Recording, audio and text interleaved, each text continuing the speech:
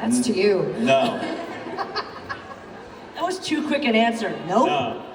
No. Well, it's kind of what you asked earlier. It is, villains are very, very fun.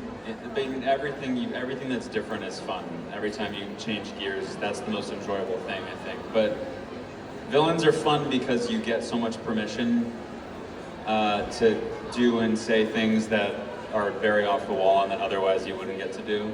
So that's freeing, you know. It was challenging in very like boring ways to talk about. So the simplest answer is it was just fun. Yeah. Just another day for Chris.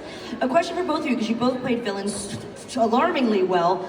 Did you research any or draw inspiration from any villainous characters that you kind of put into yours? I did. I found that when I was watching someone who was a villain, the times that I was most afraid was when they were very calm and quiet. And I found that when they were sort of going off the rails and being loud or over the top, it somehow wasn't as terrifying as someone who is very calculated and very cool and very calm. So when I started my villainy, which goes back a real long way, that was kind of always the goal, was to find some moment of real stoic calmness.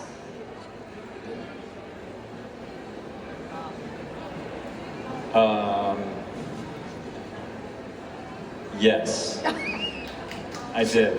Yes. I spent a lot of time, without going into the nitty-gritty of it, but looking at like real life serial killers and sociopaths, like people, very famous ones, because I wanted to find that kind of like, there's a spark in the eyes, but the eyes are also dead.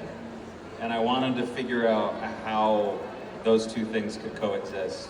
Like how a person could be really charming, but totally dead inside.